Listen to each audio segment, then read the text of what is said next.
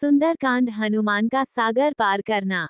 जोड़। बड़े बड़े गजराजों से भरे हुए महेंद्र पर्वत के समतल प्रदेश में खड़े हुए हनुमान जी वहां जलाशय में स्थित हुए विशालकाय हाथी के समान जान पड़ते थे।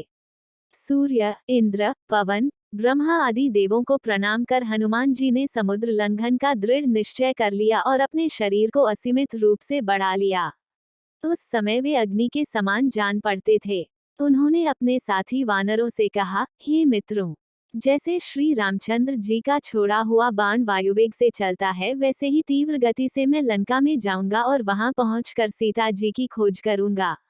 यदि वहां भी उनका पता न चला तो रावण को बांधकर रामचंद्र जी के चरणों में लाकर पटक दूंगा। आप विश्वास रखें कि मैं सर्वथा कृतकृत्य होकर ही सीता के साथ लौटूंगा, अन्यथा रावण सहित लंकापुर को ही उखाड़ कर लाऊंगा। इतना कहकर हनुमान आकाश में उछले और अत्यंत तीव्र गति से लंका की ओर चले। उनके उड़ते ही उनके झटके से साल आदि अनेक वृक्ष पृथ्वी से उखड़ गए और वे भी उनके साथ उड़ने लगे। फिर थोड़ी दूर तक उड़ने के पश्चात वे वृक्ष एक एक करके समुद्र में गिरने लगे। वृक्षों से पृथक होकर सागर में गिरने वाले नाना प्रकार के पुष्प ऐसे प्रतीत हो रहे थे मानो शरद ऋतु के नक्षत्र जल की लहरों के साथ अटखेलियां कर रहे हों। तीव्र गति से उड़ते हुए महाकपि पवनसुत ऐसे प्रतीत हो रहे थे जैसे कि वे महासागर एवं अनंत आकाश का आचमन करते हुए उड़े जा रहे हैं।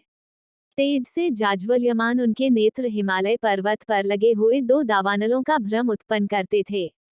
कुछ दर्शकों को ऐसा लग रहा था कि आकाश में तेजस्वी सूर्य और चंद्र दोनों एक साथ जलनिधि को प्रकाशित कर रहे हों।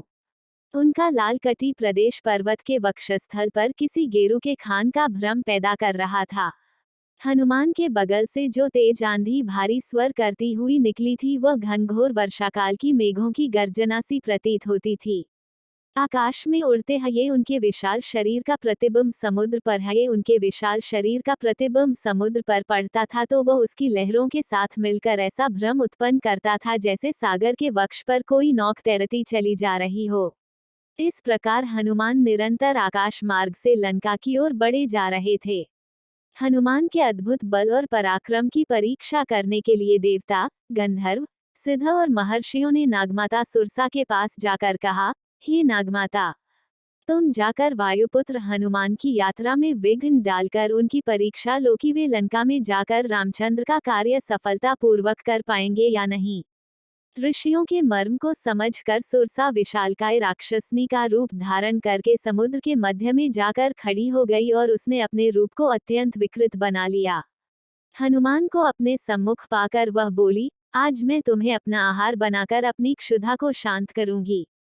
मैं चाहती हूँ तुम स्वयं मेरे मुख में प्रवेश करो ताकि मुझे तुम्हें खाने के लिए प्रयत्न न करना पड़े। सुरसा के शब्दों को सुनकर हनुमान बोले, तुम्हारी इच्छा पूरी करने में मुझे कोई आपत्ति नहीं है, किंतु इस समय मैं अयोध्या के राजकुमार रामचंद्र जी के कार्य से जा रहा है। उनकी पत्नी को रावण चराकर लंका हूँ, तुम भी राम के राज्य में रहती हो, इसलिए इस कार्य में मेरी सहायता करना तुम्हारा कर्तव्य है। लंका से मैं जब अपना कार्य सिद्ध करके लौटूंगा तब अवश्य तुम्हारे मुख में प्रवेश करूंगा। यह मैं तुम्हें वचन देता हूँ। सीता, हनुमान की प्रतिज्ञा पर ध्यान न देते हुए सुरसा बोली, जब तक तुम मेरे मुख में प्रवेश न करोगे, मैं तुम्हारे मार्ग से नहीं हटूंगी। ये सुनकर हनुमान बोले, अच्छा, तुम अपने मुख को अधिक से अधिक खोलकर मुझे निगल लो। मैं तुम्हारे मुख में प्रवेश करने को तैयार हूँ। ये कहकर महाबली हनुमान ने योग शक्ति से अपने शरीर का आकार बढ़ाकर 40 कोस का कर लिया। सुरसा भी अपूर्व शक्तियों से संपन्न थी। उसने तत्काल अपना मुख 80 कोस तक फैला लिया। हनुमान ने अपना शरीर एक अंगूठे के समान छोटा कर लिया और तत्काल उसके मुख में घुसकर बाहर निकल आए। फिर बोले, अच्छा सुरसा, तुम्हारी इच्छा पूरी हुई, अब मैं जाता हूँ। प्रणाम। इतना कहकर हनुमान आकाश में उड़ गए। पवनसुत थोड़ी ही दूर गए थे कि सिंहिका नामक राक्षसनी की उन पर दृष्टि पड़ी। वो हनुमान पवनसुत थोड़ी ही दूर गए थे कि सिंहिका नामक राक्षसनी की उन पर दृष्टि पड़ी। वो हनुमान को खाने के लिए लालयित हो उठी। वह छाया ग्रहण विद्या में पारंगत थी। जिस किसी प्राणी की छाया पकड़ लेती थी, वह उसके बंधन में बंधा चला आता था। जब उसने हनुमान की छाया को पकड़ लिया तो हनुमान की गति अवरुद्ध हो गई। उन्होंने आश्चर्य से सिंहिका की ओर देखा। वे समझ गए, सुग्रीव ने जिस अद्भुत छायाग्राही प्राणी की बात कही थी, संभवतः ये वही है।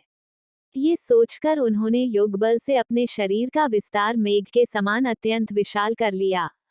सिंहिका ने भी अपना मुख तत्काल आकाश से पाताल तक फैला लिया और गरजती हुई उनकी ओर दौड़ी।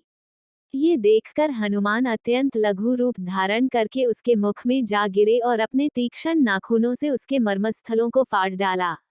जोड़ इसके पश्चात बड़ी फुर्ती से बाहर निकलकर आकाश की ओर उड़ चले। राक्षसनी क्षत विक्षत होकर समुद्र में गिर पड़ी और मर गई।